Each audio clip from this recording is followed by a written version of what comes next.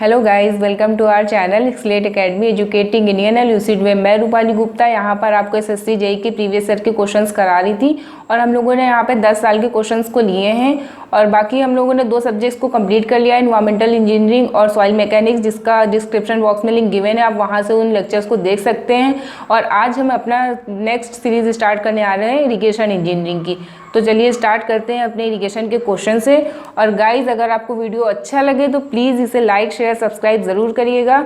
और अभी स्टार्ट करते हैं हम इरिगेशन के क्वेश्चन नंबर 1 से। The discharge capacity required at the outlet to irrigate 2600 hectare of sugarcane having a core depth of 17 centimeter and the core period of 30 days is।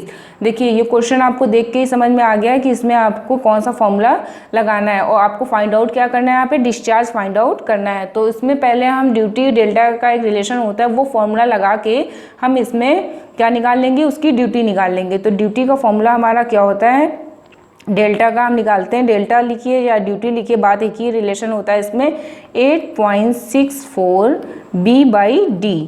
तो यहाँ पे ये क्या, डेल्टा क्या है हमारा, ये सेंटीमीटर, ये मीटर में है, और ये B क्या है हमारा, जो ये है इसको, ये डेप्थ को डिफाइन करता है डेल्टा हमारा। B क्या है, नंबर ऑफ डेज, जो कि हमारा डेज में होगा, और D क्या है हमारा, ड्यूटी, जिसको हम हेक्टेयर पर क्यूबिक में लिखते हैं, ये इसकी यूनिट है। ठीक है, तो यहाँ पे सबसे पहले हम क्या निकाल लें, हमें डेल्टा गिवन है, नंबर ऑफ डेज गिवन है, तो सबसे पहले हम क्या निकाल लेंगे, इसकी ड्यूटी निकाल लेंगे।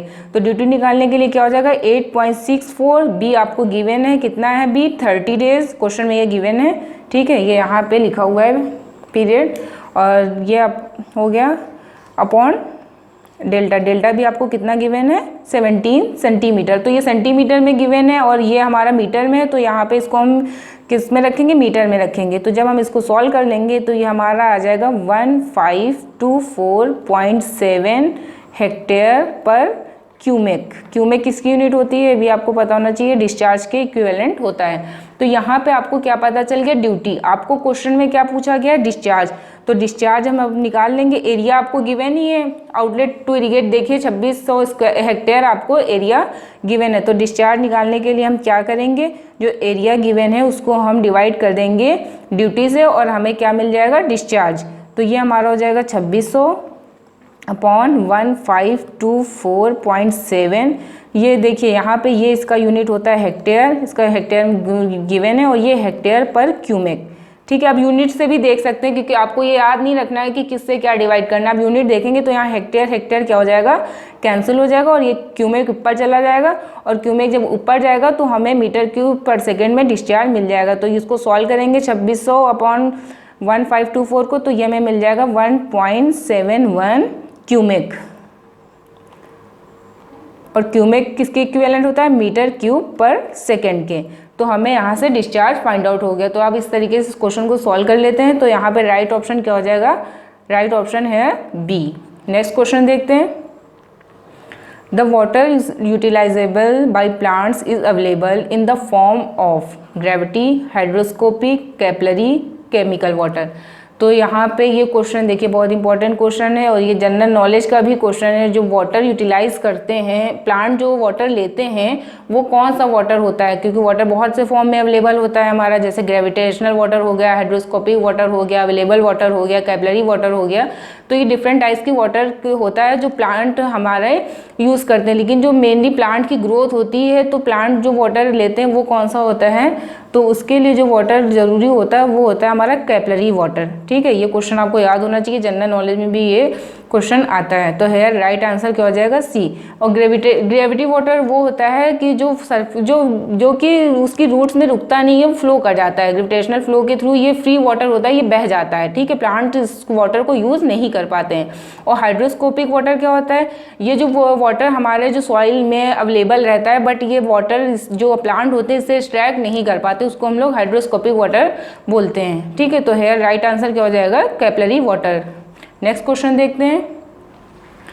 The ratio of the quantity of water stored in the root zone, water store है रूट जोन में, of the crop to the quantity of actually delivered in the field is known as. Option देख लेते हैं।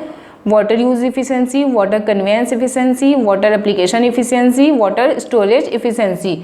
तो ये formula direct, ये question आपसे direct पूछा गया है। तो अगर आपको इफिशिएंसीज, हमारी 5 इफिशिएंसीज हैं, जैसे storage efficiency, water use efficiency, ठीक है, तो एप्लीकेशन इफिशिएंसी, डिफरेंट टाइप की इफिशिएंसीज होती हैं इरिगेशन में। तो अगर आपको फॉर्मूला याद है तो आप इसको डायरेक्ट टिक कर सकते हैं। तो यहाँ पे इसका जो राइट आंसर होगा वो हो जाएगा सी, वाटर एप्लीकेशन इफिशिएंसी। इसमें क्या होता है, जो वाटर रूट जोन में हमारा जितना रूट में वाटर अवेलेबल है, जितना स्टोर किया गया, वो अपॉन कितना वाटर फील्ड पे डिलीवर्ड किया गया, उसके रेशियो को बोलते हैं water application efficiency. Next question देखते हैं। Irrigation efficiency of an irrigation system is the ratio of. अब देखिए यहाँ पे भी इरिगेशन इफिशिएंसी की बात की गई है कि क्या होता है। ऑप्शन देख लेते हैं। Water reaching the farm to water delivered from the source, crop yield to water, amount of water used in field. Option C, water actually stored in root zone to water delivered to the farm. Next, water actually utilised by growing crops to water delivered from the source. तो irrigation efficiency की बात की जा रही है, तो यहाँ पे जो राइट ऑप्शन होगा वो हमारा हो जाएगा D, water actually utilised by growing crop. क्योंकि यहाँ पे हम क्रॉप की बात कर रहे हैं, इरिगेट वो लैंड को कर रहे हैं, बाद में हम उसमें एग्रीकल्चर का फार्मिंग करेंगे, तो उसके लिए जो प्लांटेशन होगा उसमें कितना वाटर वो एक्चुअली यूज़ कर रहे हैं, कितनी उनकी ग्रोथ हो रही है, ठीक है। तो वही उसकी एफिशिएंसी को डिफाइन करेंगे कि कितना हमने वाटर सोर्स से दिया है और कितना प्लांट ने उससे ग्रोथ किया। तो है राइट ऑप्शन क्या हो जाएगा, water actually utilised by growing crops to water delivered from the source, right option D. Next question देखते हैं। On rolling land the method of applying water is check flooding, free flooding, border flooding, furrow flooding. अब यहाँ पे rolling land की बात की जा रही है। देखिए ये क्वेश्चन भी बहुत बार पूछा जा चुका है, ये 17 में भी आया है। आपको जो टाइप्स ऑफ जितने भी मेथड होते हैं इरिगेशन के वो पता होने चाहिए, तो जिससे आप तुरंत इसको कर सकते हैं। अब यहाँ पे रोलिंग लैंड की बात की जा रही है, तो कौन सा मेथड यूज़ करते हैं, यहाँ पे हम लोग फ्री फ्लडिंग करते हैं। फ्री फ्लडिंग मतलब जहाँ पे इरेगुलर एरिया, टोपोग्राफी जो है वो इरेगुलर है, तो वहाँ पे हम फ्री फ्लडिंग का यूज़ करते हैं। और ऑप्शन में देख लेते हैं, ये यहाँ पे राइट ऑप्शन क्या हो जाएगा, बी। बाकी जो चेक फ्लडिंग होता है, चेक्स में आप लोगों ने देखा होगा, कभी कोई खेत देखा होगा, फील्ड की विजिट की होगी, तो उसमें देखा होगा नंबर ऑफ स्ट्रिप्स ऐसे ऐसे इसमें बनी रहती हैं, ठीक है। नंबर ऑफ स्ट्रिप्स होती हैं, जिससे फिर इसको ऐसे बना देते हैं और फिर वाटर इससे आता है, तो इसको हम लोग चेक फ्लडिंग बोलते हैं। बॉर्डर में क्या होता है, बॉर्डर में हम लोग इसको डिफरेंट टाइप्स के बॉर्डर बना देते हैं, जिससे फिर कि वाटर उसके थ्रू फिर जाके वो फील्ड में पहुंचता है, मतलब जो मिट्टी से हम लोग उसको बना देते हैं। फॉरो में क्या होता है, फॉरो फ्लडिंग में क्या होता है कि हम लोग जैसे पोटैटो की क्रॉपिंग, अगर पोटैटो की देखा होगा आप लोगों ने, तो उसमें जो लैंड होता है वो इस तरीके से होता है, तो वहाँ पे हम लोग फॉरो फ्लडिंग का यूज़ करते हैं। नीचे नीचे यहाँ पे पानी कम चाहिए होता है उस पर, तो यहाँ पे हम लोग प्लांटेशन करते हैं, जो क्रॉप होती है वो ग्रो करती है और इधर इधर उसमें पानी जाता है। तो ये डिफरेंट टाइप की जो इरिगेशन है जो यूज़ करते हैं वो मेथड्स हैं हमारे। नेक्स्ट देखते हैं, इंटेंसिटी ऑफ इरिगेशन इज़। तो ये इंटेंसिटी ऑफ इरिगेशन भी एक डायरेक्ट फॉर्मूला होता है इसका। अगर आपको डायरेक्ट फॉर्मूला पता है तो आप इसको डायरेक्ट टिक कर सकते हो, आपको ऑप्शन ज़्यादा दिमाग लगाने की ज़रूरत नहीं है। तो पहला इसमें है, the percentage of culturable commanded area propose to be irrigated annually is always more than 100%, is the percentage that could be ideally irrigated, all options are correct। तो यहाँ पे देखिए इरिगेशन जो एफिशिएंसी होती है, इसका जो पहला ऑप्शन है वही सही है, इसमें पूरी इसकी डिफिनेशन लिखी हुई है, यही इसकी डिफिनेशन भी होती है। Percentage of culturable command area are propose to be irrigated annually. आपको ये भी वर्ड याद रखना है कि जो भी कल्चरेबल कमांडेड एरिया है हमारा, जितना कृषि योग्य भूमि है, उसको एनुअली कितना हम लोग इरिगेट कर रहे हैं, उसको हम लोग बोलते हैं इंटेंसिटी ऑफ इरिगेशन, ठीक है। तो यहाँ राइट ऑप्शन क्या हो जाएगा हमारा, ए। नेक्स्ट क्वेश्चन देखते हैं, the field irrigation requirement is computed as. अब यहाँ पे फील्ड इरिगेशन रिक्वायरमेंट पूछी गई, कैसे इसको कैलकुलेट करते हैं। ऑप्शन देखते हैं, consumptive use plus field application losses. Next, net irrigation requirement plus field application losses, net irrigation requirement plus conveyance losses. Next, consumptive use plus conveyance losses. तो जो फील्ड इरिगेशन होता है उसको हम लोग किससे कैलकुलेट करते हैं, ये हमारा ये भी डायरेक्ट फॉर्मूले अगर आपको पता है तो आप इसको कर लेंगे। तो यहाँ पे सही आंसर क्या हो जाएगा हमारा, बी, राइट आंसर होगा बी, नेट इरिगेशन रिक्वायरमेंट, जितना इरिगेशन को हमारा चाहिए होगा, और plus field application losses, losses जो हमारे उसमें सीपेज की वजह से या पर्कुलेशन की वजह से, इवापोरेशन की वजह से जो लॉसेस होते हैं उसको भी हम लोग कैलकुलेट कर लेते हैं। तो ये हमारा क्या हो जाएगा, field irrigation requirement, sum of net irrigation requirement plus irrigation application losses. Next question देखते हैं।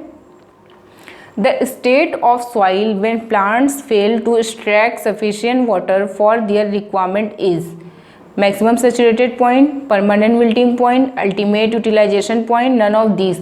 अब देखिए इसका भी एक ग्राफ होता है इसको ग्राफ के थ्रू समझते हैं। तो ग्राफ में क्या होता है, यह होता है हमारा मॉइस्चर कंटेंट, यहाँ पे हमारा मॉइस्चर होता है और यहाँ पे हमारा होता है rate of growth, rate of growth.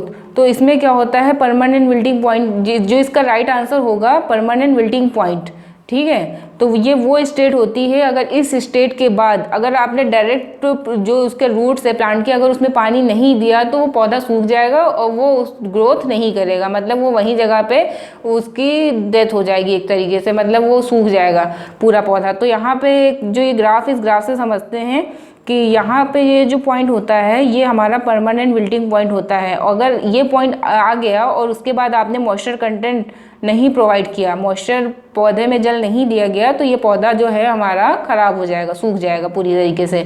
तो यहाँ पे जो राइट ऑप्शन हो जाएगा B, the state of soil when plants fail to extract sufficient water to their requirement is called permanent wilting point, ठीक है। ये वो पॉइंट होता है जहाँ से जो प्लांट होता है वो वाटर एक्सट्रैक्ट नहीं कर पाता है, फेल हो जाता है सफिशिएंट वाटर एक्सट्रैक्ट करने, इसलिए उसको पानी देना बहुत ज़रूरी हो जाता है। नेक्स्ट पॉइंट देखते हैं, नेक्स्ट क्वेश्चन देखते हैं। The field capacity of soil is permanent wilting point is 15%, question में गिवन है, and specific dry unit weight is 1.5. If the depth of root zone of crop is 80 centimeter, the storage capacity of the soil is।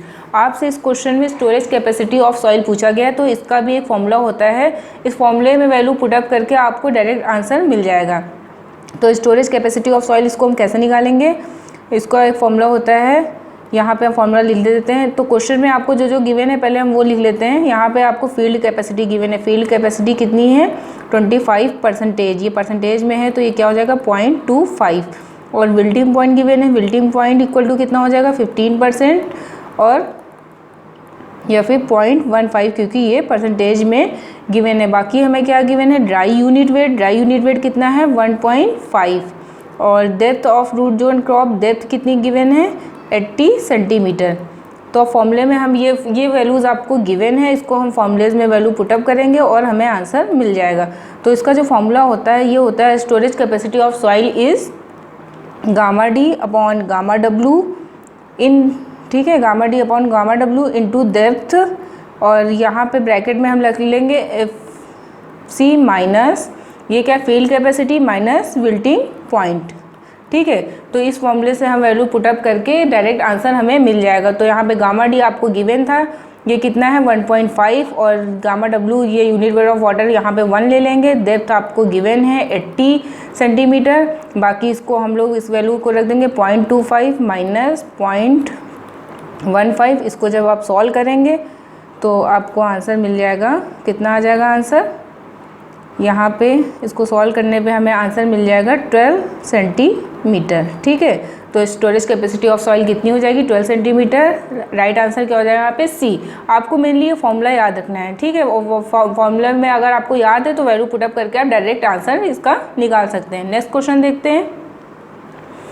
Sprinkler irrigation system is suitable when the land gradient is steep and soil is easily erodible, the soil is having low permeability, the water table is low, the crop to be grown have deep roots।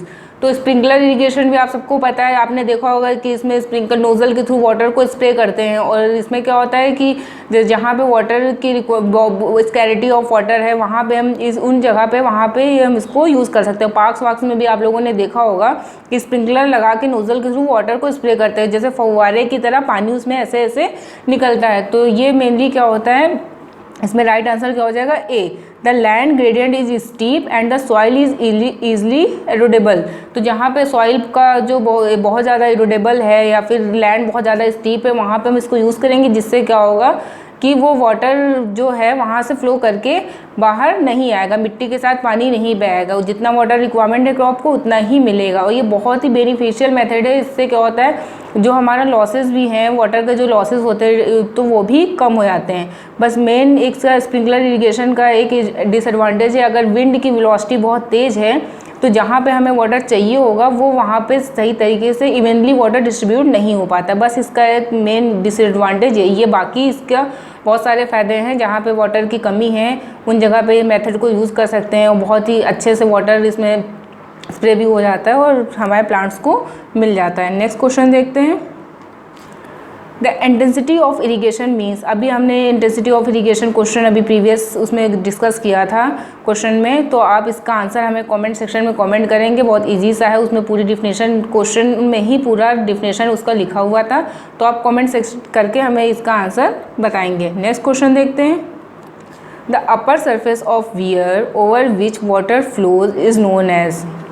अब यहाँ पे wear की बात की जा रही थी। Wear क्या होता है? वियर जो हमारी कैनाल्स होती है, कैनाल में एक वियर बनाया जाता है, जो जैसे फ्लो होता है तो फ्लो को हम लोगों की उसकी वेलोसिटी को थोड़ा सा डाइवर्ट करने के लिए या फिर फ्लो को डाइवर्ट करने के लिए, उसकी वेलोसिटी को रिटार्ड करने के लिए हम लोग वियर बनाते हैं। ठीक है, तो ये किसी भी शेप में हो सकता है, ट्रेंगुलर, रेक्टेंगुलर, किसी भी शेप में इसको हम लोग बनाते हैं। तो इसमें पूछा क्या गया, upper surface of weir over which water flows is known as. तो वो ऊपरी सरफेस का नाम क्या होता है? तो जो अपर सरफेस होती है उसको हम लोग क्रेस्ट बोलते हैं। ठीक है, तो यहाँ हमने ऑप्शन भी देखने की ज़रूरत नहीं है, उसको पता होना चाहिए जो वियर होता है, वियर की जो अपर सरफेस होती है उसको क्या बोलते हैं? क्रेस्ट। राइट आंसर क्या हो जाएगा हमारा? ए। नेक्स्ट क्वेश्चन देखते हैं।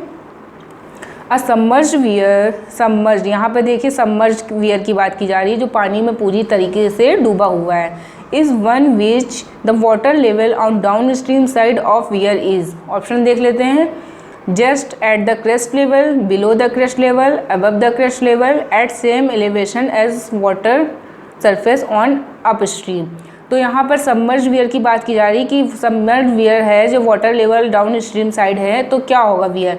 तो है राइट आंसर क्या हो जाएगा? सी, अबव क्रेस्ट लेवल। तो वो चाहे यहाँ पे देखिए क्वेश्चन में गिवन है डाउन स्ट्रीम हो चाहे वो अप स्ट्रीम हो, अगर वो सबमर्ज कंडीशन में है तो जो वाटर होगा वो अबव क्रेस्ट लेवल ही होगा।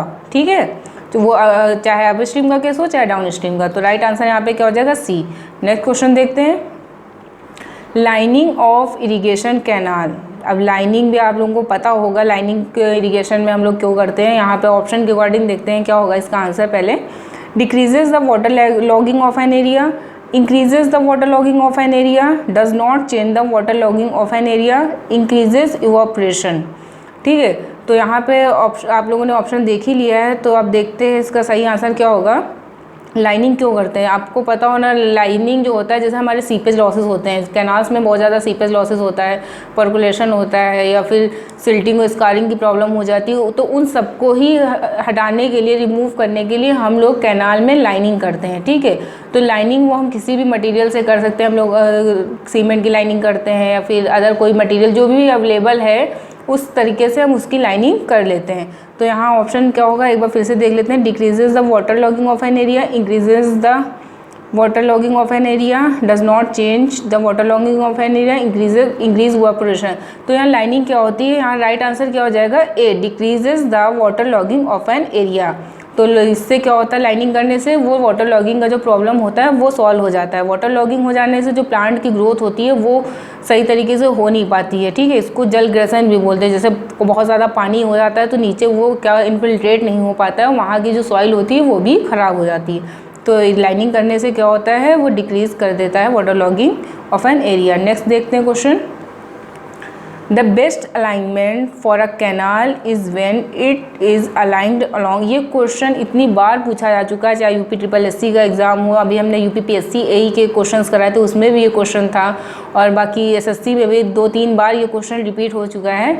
तो आपको जहाँ भी ये बेस्ट अलाइनमेंट की बात की जाए फॉर अ कैनाल, तो आपको क्वेश्चन में समझ जाना चाहिए कि यहाँ पर रिच कैनाल की बात की जा रही है। ठीक है, जो सबसे अच्छा अलाइनमेंट होता है कैनाल का वो हम लोग लेते हैं रिज लाइन के अलोंग या फिर वाटर शेड लाइन के अलोंग, ठीक है।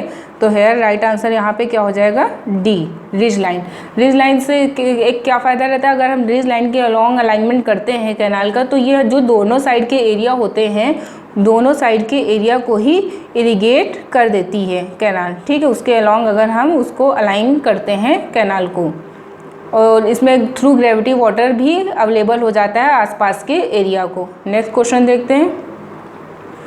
If the irrigation efficiency is 80%, conveyance losses are 20%, ये कन्वेंस लॉस दिया है, and the actual depth of watering is 16 centimetre. तो क्वेश्चन में आपको इरिगेशन एफिशिएंसी 80 दी है, कन्वेंस लॉस 20 दिया है और एक्चुअल डेप्थ ऑफ वाटर 16 दिया है। बताना क्वेश्चन में पूछा क्या गया, the depth of water required at canal outlet is. अब कैनाल आउटलेट पे जब फील्ड पे पानी पहुंचता है तो पहले वो आउटलेट से होके जाता है, ठीक है, डिस्ट्रीब्यूटरी से वो आउटलेट पे आता है, फिर आउटलेट से वो डायरेक्ट फील्ड पे पानी पहुंचता है। तो depth of required at canal outlet is, तो वहाँ पे जो वो डेप्थ है कितनी होगी वाटर की, वो क्वेश्चन में पूछा गया है। तो यहाँ पे देख लेते हैं हम, इसको पहले सॉल्व करते हैं। इरिगेशन एफिशिएंसी आपको गिवन है 80%, ठीक है, और कन्वेंस लॉसेस आपको कन्वेंस लॉसेस दिया हुआ है कितना 20%, और डेप्थ कितनी दी हुई है, डेप्थ आपको गिवन है 16 सेंटीमीटर। तो यहाँ सबसे पहले हम निकालते हैं कि फील्ड पे पानी कितना पहुँचेगा, वाटर अवेलेबल एट फील्ड। तो वाटर जो फील्ड पे पहुँचेगा, वाटर एट फील्ड कितना होगा वो निकाल लेते हैं। तो वो उसको निकालने के लिए हमें क्या पता होना चाहिए, इरिगेशन एफिशिएंसी हमें पता होना चाहिए, बाकी हमारी वाटर डेप्थ क्वेश्चन में गिवन है। तो जो एक्चुअल डेप्थ है वो 16 है, इरिगेशन एफिशिएंसी हमें 80% गिवन है, तो इसको हम 0.80 लिखेंगे और इसको हम सॉल्व कर लेंगे। तो ये हमारा कितना हो जाएगा, ये पॉइंट हटाया यहाँ पे 0 बढ़ा लिया, तो ये कितना हो जाएगा, ये हमारा 20, ठीक है, ये हमारा आ जाएगा यहाँ पे, सॉरी यहाँ पे आ जाएगा ये 20 सेंटीमीटर, ये हमारा 20 आ जाएगा। अब हमें निकालना क्या था, यहाँ पे कन्वेंस लॉस आपको गिवन है, कन्वेंस लॉस गिवन है तो मतलब वाटर जो कन्वेंस एफिशिएंसी कितनी हो जाएगी, अगर 20% लॉस हो गया है, 20% लॉस हुआ है, 20% अगर लॉस हो गया तो कन्वेंस जो एफिशिएंसी है इसको हम ऐसे डिनोट करते हैं, कन्वेंस एफिशिएंसी है वो हो जाएगी हमारी, कितनी हो जाएगी 100 - 20। तो ये कितना आ जाएगा हमारा कन्वेंस एफिशिएंसी, क्योंकि लॉसेस को हमने हटा दिया तो वो हमारी 80% कन्वेंस एफिशिएंसी आ जाएगी। तो हम लोग इसको निकाल लेते हैं, कैसे आएगा ये। अब हमें वाटर कैनाल आउटलेट पे कितना चाहिए था, तो उसके लिए हम क्या करेंगे, जो वाटर एट फील्ड पे कितना चाहिए हमें 20, और कन्वेंस एफिशिएंसी जो वाटर को कन्वे करने के लिए कितनी एफिशिएंसी चाहिए 80, तो इसको हमने 0.80 रख दिया।